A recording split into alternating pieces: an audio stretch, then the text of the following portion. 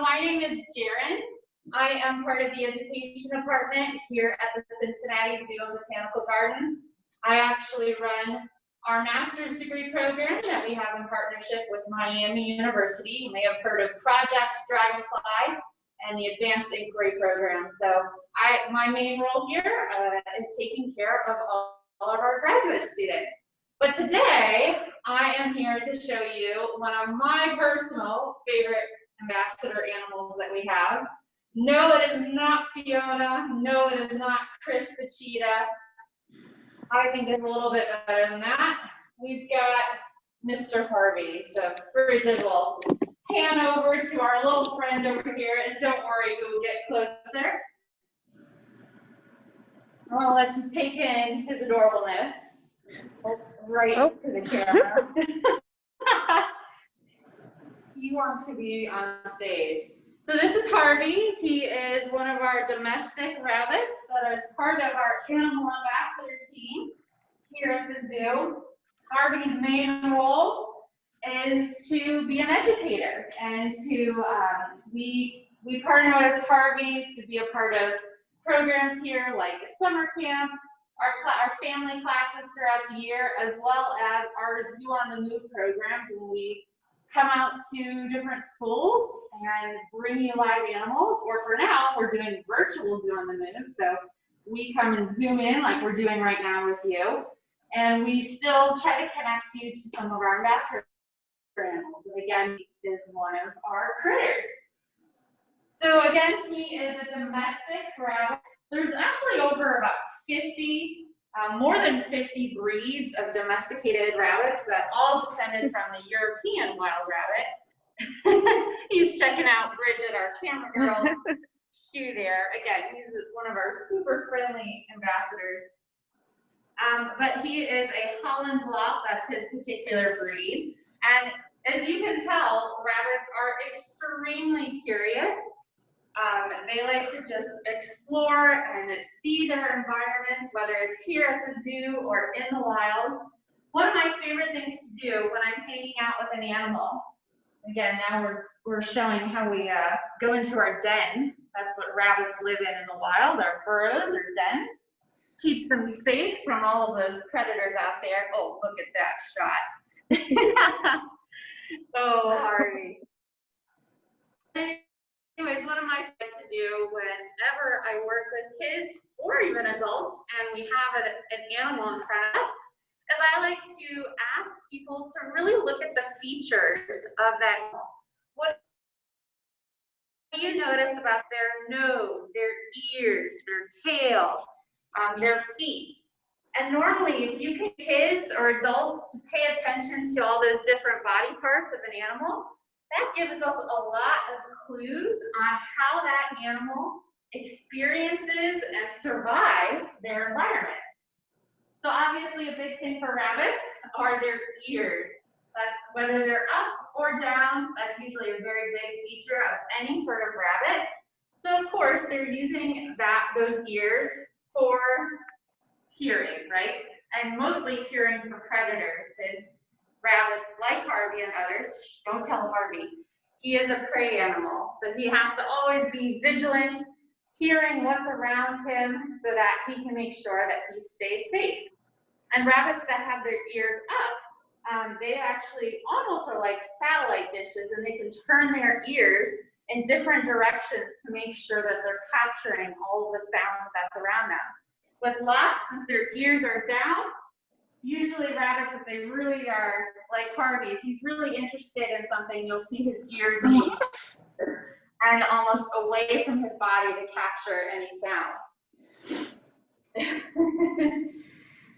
Something else that's really cool about their ears is that it helps them regulate their temperature a little bit. So if Harvey were to get really warm, he actually will, the blood vessels in their ears will start to expand to allow more blood flow. And their skin is pretty, oh yeah, he's gonna give you a little bath right in front of him. But the skin around their ears is pretty thin, and so it's allowing airflow to go past that blood in the ears and cool that blood down, and that travels through the rest of their body and cools the rabbit down. Because rabbits really don't sweat. They can only sweat through their foot pads. But other than that, rabbits, it's really important for them to keep cool, and their ears are one of the ways that helps regulate that body temperature. There's another famous animal out in the animal world that does the same thing with their ears. It's the largest land animal in the world. Any guesses? That would be, if you guessed elephant, that is correct. So elephants also have that same kind of thermal regulation with their ears, just like a rabbit does. So Harvey, what he's doing right now is he's grooming. Rabbits really like to stay clean. And they like to, that's something that's important to all of them. Again, whether they are in human care or if they are in the wild. So grooming is a natural part of their everyday. It's actually another way that they socialize with other rabbits and they bond with other rabbits. And since Harvey is bonded with us, sometimes he will give us humans little baths here and there. But he just likes to keep himself clean. All right, another feature I'm sure if you noticed is adorable little nose. So besides hearing, rabbits use their sense of smell as another main form of how they interact with their environment. All right, are there any questions from anyone? I could keep talking about Harvey for a while. Hey, Sharon, I think we do have one question. Can you hear me okay? Yes, perfect. What's up? Yeah, so one person, we just have time for the one quick question, asked, how old is he? Harvey, that's a great question. Harvey is 8 years old. Normally in human care, rabbits can live anywhere from 8 to 10 years old. So he is our senior citizen, but you wouldn't know it. Although he's showing me up right now. But I promise before we started, he was doing laps around this room. But yeah, so he is our senior citizen, 8 years old, but we've got great vet care and he's in good shape. So we're hoping we have him for a few more years to go. Wonderful. Well, thank you so much for joining us. And I think we're going to call on our next presenter now. So great job, Zoo. Great job, Jaren. Thank you. Thank you. Great to see you all.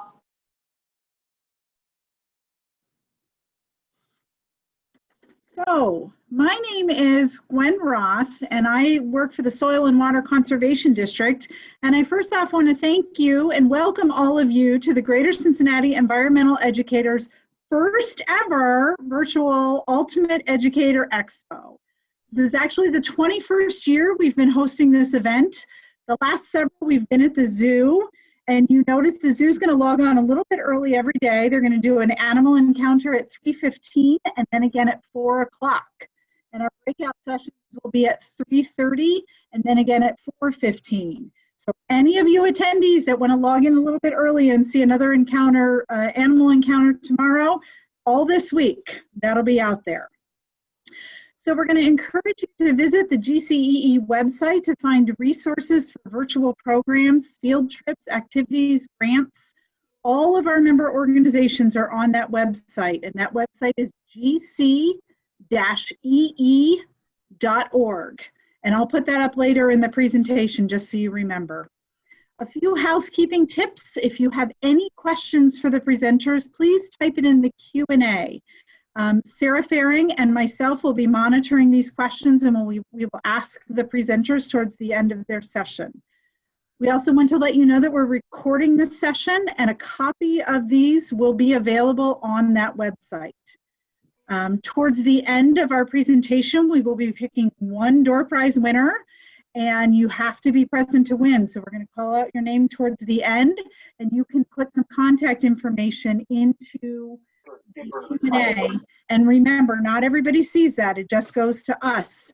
So we will be able to get the door prize to you. If there are any handouts from this session or any other session this week, they will be posted on that GCEE website. And finally, if you want a certificate of participation, you can also go to the website, and I will tell you at the end of this session how to do that to get that. So without further ado, our first ever virtual breakout session presenter, we have Kelly Kessler from Camp Joy. Welcome, Kelly. Thanks, Gwen. I'm so excited to be here. We're so excited to hear that you all were going to continue to do this program this year and to be a part of this fabulous experience. So I'm thrilled to be here.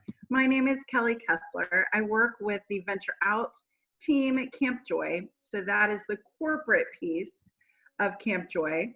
But I get to work closely with our outdoor educators who are fabulous, and with our camps department, who's awesome too. So I'm out here at 317 gorgeous acres. It's a beautiful day to be out at Camp Joy, and thrilled to be here with you all.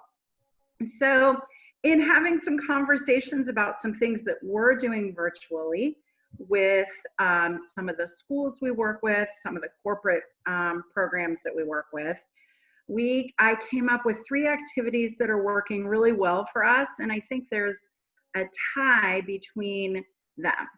So I'm going to give you just a little taste of these 3 activities.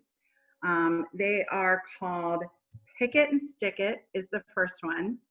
There's a version of Simon Says that we play, as well as a Write family activity.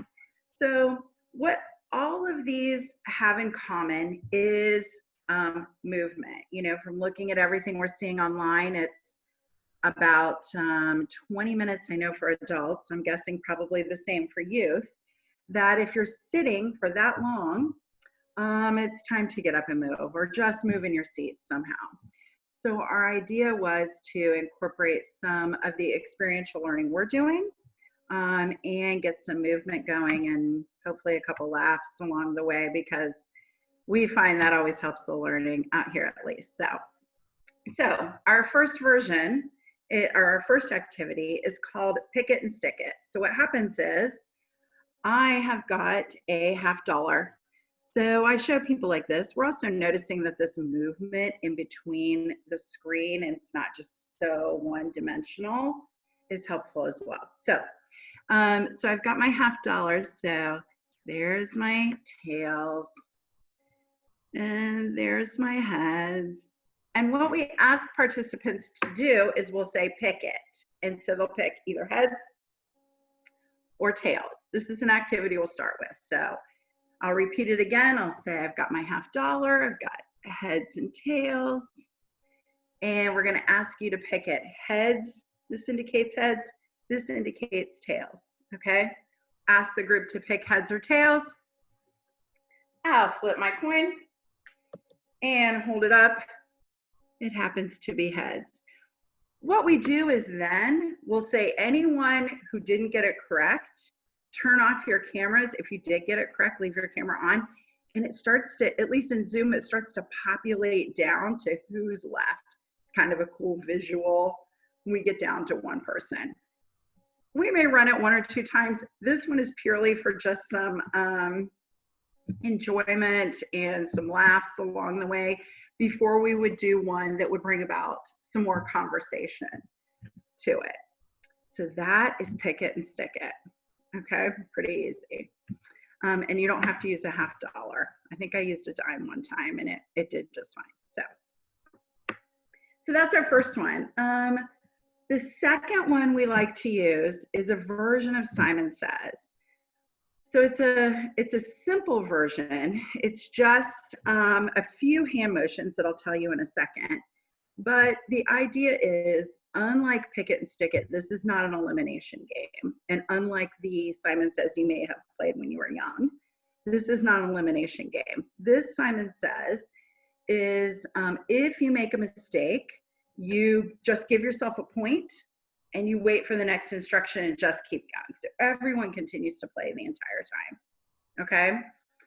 So what happens is, you know, I'll give the instructions. We're gonna play Simon Says. If you make a mistake, now, I don't know if any of you have been out to Camp Joy before, the flinching counts at Camp Joy. So I tell groups, flinching counts. So if I say both hands up and you kind of do this, give yourself a point, move on. We're just gonna give ourselves a point, move on. So what happens is in Simon Says is you are waiting to hear me say Simon Says first, right? So I may give you an instruction, both hands up. You're not gonna do that unless I say Simon Says, both hands up, okay? So we'll run through the motions are both hands up, both hands down, one hand up, one hand down, left hand up, left hand down. Actually, it's right hand up, right hand down, left hand up, left hand down. And then there's something called clapping position. It goes like this, it goes whoa. And that's kind of cool because we ask people to leave their mics on. It gets a little crazy sometimes, but it's nice to hear the laughter and the little comments too. So we ask all cameras and all mics are on. I know in some schools that's kind of being debated right now, so we'll leave that to your judgment. But, you know, clapping position goes like this and it's whoa. And then I might ask you to clap once, clap twice, with all that Simon Says inside of there. So basically you can, you know, put together your Simon Says game as much as you, or however you'd like, make it as simple or easy as you would like. But the great conversation that seems to be coming out of the game afterwards, we'll ask a few questions. What did you think of the game? How does this relate to real life? And what does that mean for you going forward? So for most activities out at Camp Joy, it's a very basic kind of 3 questions there. We dive quite a bit deeper out here, but for this purpose, it's great. What did you think? What did you notice? How does that happen in real life? What's that like real life? And what does that mean for you going forward? So in this activity, I'll give you an example. What people respond, how is this? What did you notice? People will say, well, it was hard to tune out the other people in the room or on the screen. It was hard to tune out the other people on the screen. Or, excuse me, it's a mirror image. So when your right hand was up, my left hand was up. So I got confused if that's what I was supposed to do or not. Things like that. Then we'll say that other question is, how is that like real life right now? Well, you know, with all these people and all these screens and all of this, it's kind of hard to know exactly what I should be listening to. And if I don't catch it, can I go back and find out? Like with Simon Says, you know, I'm going to keep going. You're giving yourself a point and you're going to keep going. So people will say, if I miss it, how do I go back and find out how I got it? And sometimes people will say the information is just coming so fast right now, trying to pay attention to all these things. So those are some of the things we're noticing as questions. And then we'll talk about, what does that mean for you going forward? Okay, well, sometimes I might need to ask to take a time out, or it might mean that I have to ask whoever's presenting to slow down for me, or something like that. So that's how the activity connects back to the conversation that we would have out here at the time. So that's the Simon Says one. Let's see, and it brings about some fun and some laughs and all of that as well. So that's good too. Let's see, the other one we do is called Life with the Wright Family. I don't know if any of you have seen this. It's Mr. and Mrs. Wright.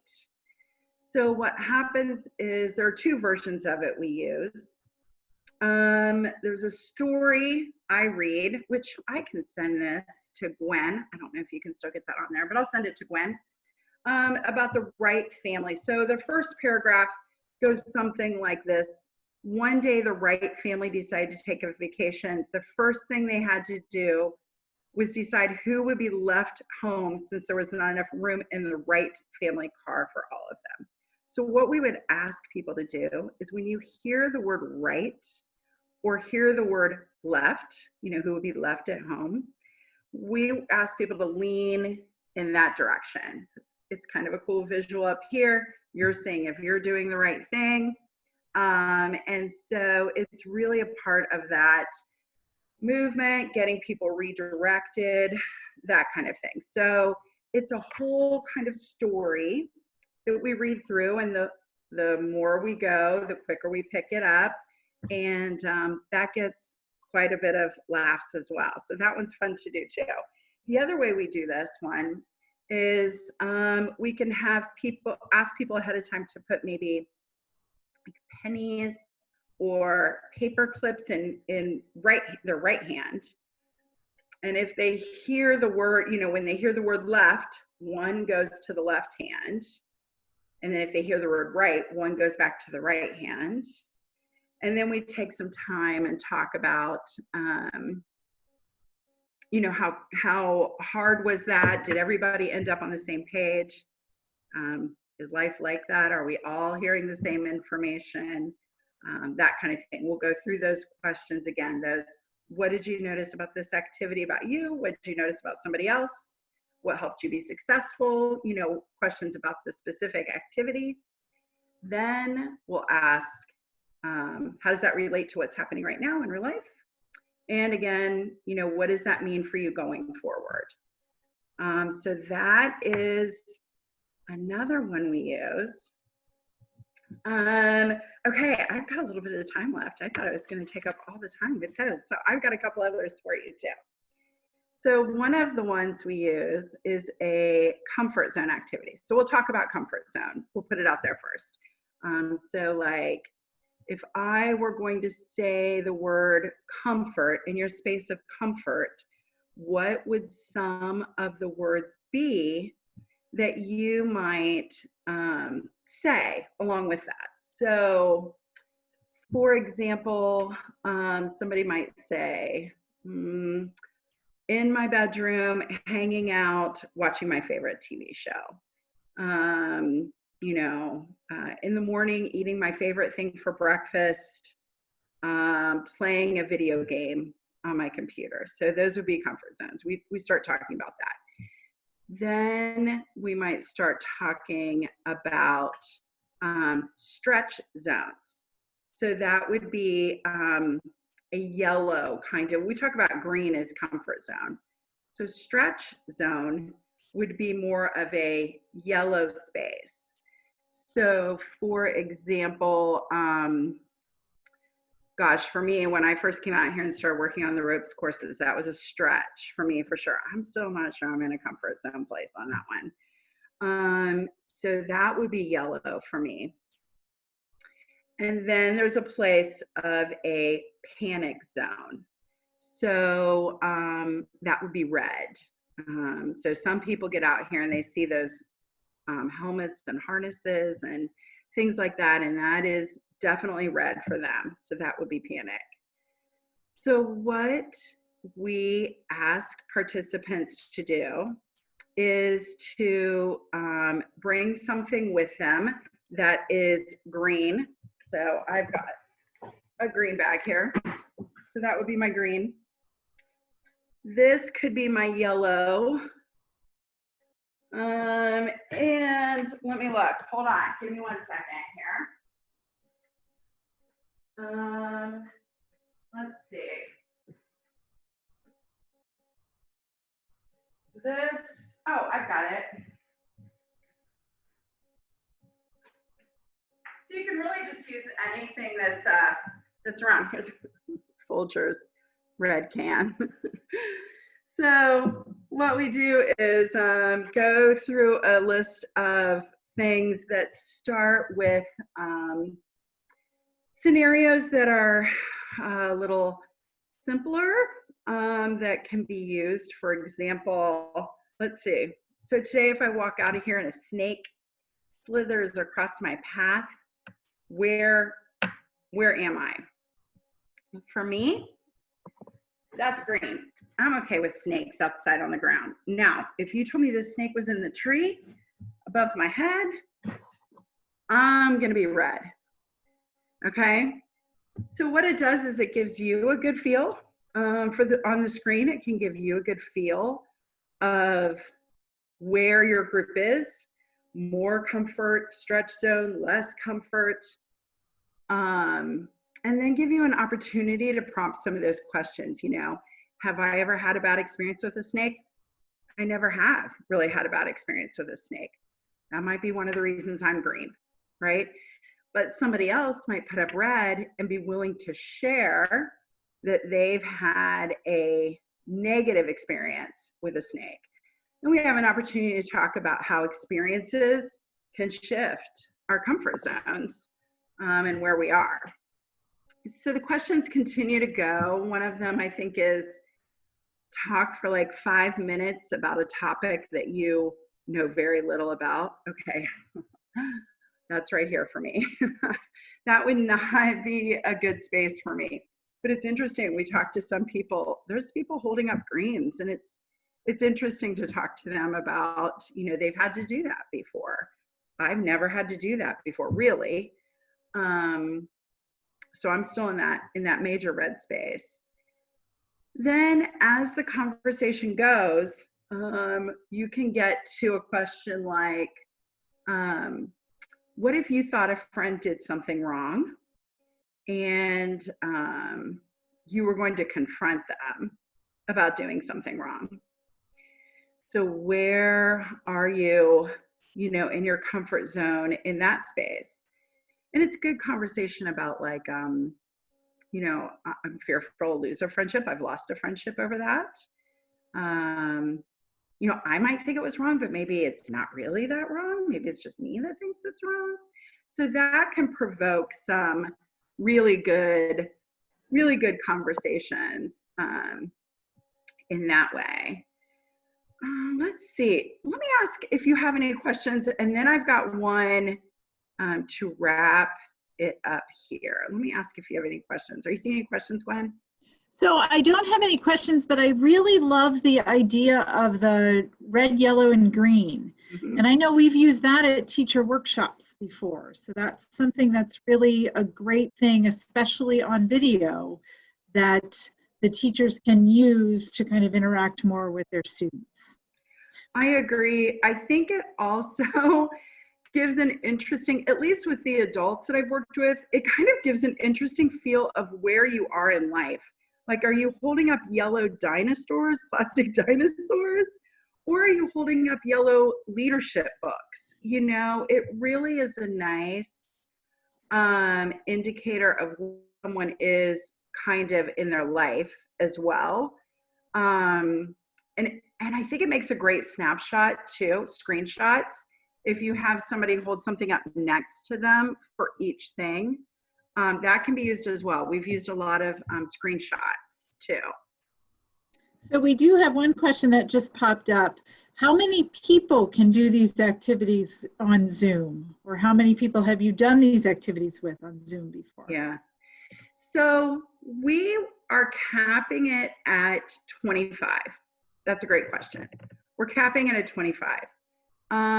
Mainly not because it can't be done with 500 people. I've done heads or this pick it and stick it and Simon Says with 50, and it was crazy, but it was a ton of fun.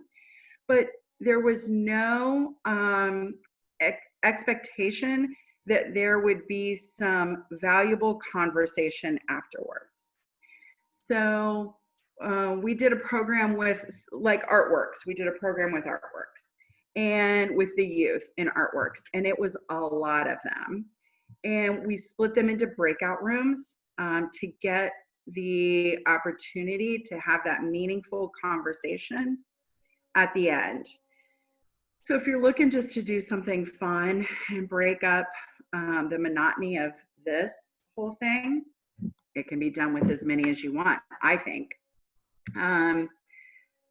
If you, especially like pick it and stick it, Simon Says, Mr. and Mrs. Right, those kinds of things. Now, if you're going to do the comfort zone activity, I would say up to 25 is what I would suggest. What else you guys got? Okay, I'm going to leave you. Oh, go ahead, Gwen. I think you're doing great. I think that's really fabulous. Okay, I've got one more. Great. Right. So what we did was, this was a little bit crazy, but it was a lot of fun.